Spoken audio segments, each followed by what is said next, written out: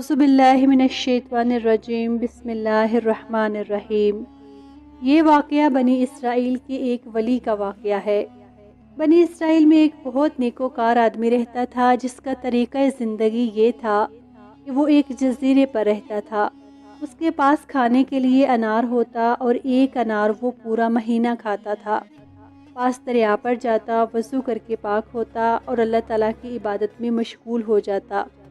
اس کے علاوہ اس کے پاس کھانے پینے کی کوئی اور چیز نہیں تھی، صرف انار ہوتا اور پینے کے لیے دریا کا پانی۔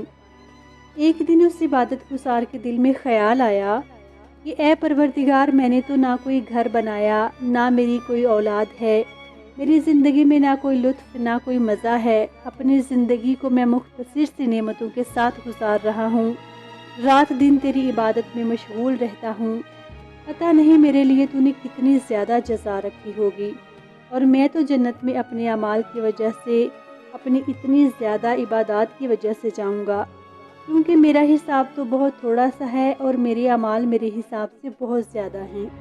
جب اس عبادت گزار نے یہ سوچا تو پھر اللہ تعالیٰ نے اس کی آنکھیں کھولنا چاہی، لہٰذا اگلی صبح جب وہ سو کر اٹھا تو اس نے دیکھا کہ انار پاس موجود نہیں ہے۔ پھر دیکھا کہ جس دریا سے وہ پانی پیتا تھا اور وضو کرتا تھا وہ بھی سوکھ چکا ہے۔ وہ جزیرہ جس پر وہ رہتا تھا وہ سرسبز جزیرہ صحرا میں بدل گیا۔ وہ عبادت گزار بہت پریشان ہوا کہ پتہ نہیں یہ کیا معاملہ ہے۔ وہ پانی کی تلاش میں آس پاس دیکھنے لگا، صبح سے شام ہو گئی، پانی کی تلاش میں پھرتا رہا مگر اسے پانی کی ایک بھی بوند نہ ملی۔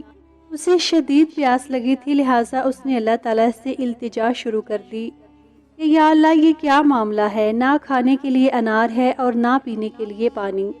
اے اللہ، میں تو پچھلے 70 سال سے تیری عبادت کر رہا ہوں، میں تو تیرا بہت نیک اور عبادت گزار بندہ ہوں، یا اللہ مجھے پینے کے لیے کہیں سے ایک گلاس پانی مل جائے۔ اتنے میں اللہ تعالیٰ نے ایک فرشتے کو بھیج دیا۔ اس فرشتے کے پاس ٹھنڈے پانی کا مشکیزہ تھا۔ جیسے ہی اس نے فرشتے کے پاس پانی دیکھا تو اسے کہنے لگا، میں بہت پیاسا ہوں، مجھے ایک گلاس پانی پلا دو۔ فرشتے نے کہا، میں تمہیں بلا معاوضہ پانی نہیں دوں گا، میں تمہیں پانی دوں تو بدلے میں تم مجھے کیا دو گے؟ وہ آدمی سوچنے لگا اور سوچ کر کہنے لگا کہ میں تو دنیا کی تمام نعمتوں سے دور ہوں، میرے پاس تو تمہیں دینے کے لیے کچھ بھی نہیں ہے، میں اللہ تعالیٰ کا عبادت گزار بندہ ہوں، 70 سال سے اللہ تعالیٰ کی عبادت کر رہا ہوں، ہاں اگر تم چاہو تو میری کچھ عبادت لے لو۔ فرشتہ کہنے لگا، ٹھیک ہے، اپنی آدھی عبادت دے دو اور ایک گلاس پانی لے لو۔ آدھی عبادت 35 سال کی عبادت تھی۔ اس نے کہا، ٹھیک ہے۔ فرشتے نے اسے ایک گلاس پانی دیا، اس نے پانی پیا لیکن اس کی پیاس کی شدت ختم نہ ہوئی، تو اس نے فرشتے سے کہا، ایک گلاس پانی اور دو۔ فرشتہ اس سے پوچھنے لگا کہ اب کیا دو گے؟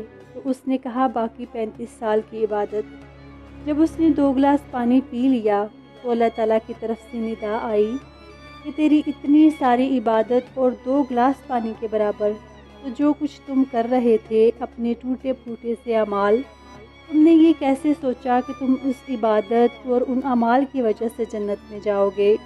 یہ سنتے ہی وہ عبادت گزار سجدے میں گر گیا اور اللہ تعالیٰ سے معافی طلب کرنے لگا۔ سامعین، جب ہم دعائے جوشن کبیر پڑھتے ہیں تو ہم اللہ تعالیٰ سے کیا کہتے ہیں؟ یا من لا یخاف الا عدلہ لا یرجى الا فضلہ، کہ اے وہ اللہ جس سے کوئی خوف نہیں سوائے اس کے عدل کے، کہ اگر اس نے عدالت کی، اگر اس نے میزان رکھ دیا کہ جتنی عبادت اتنی نعمتیں، جتنی عبادت اتنی جزا، تو ہم خوف سے مر جائیں گے۔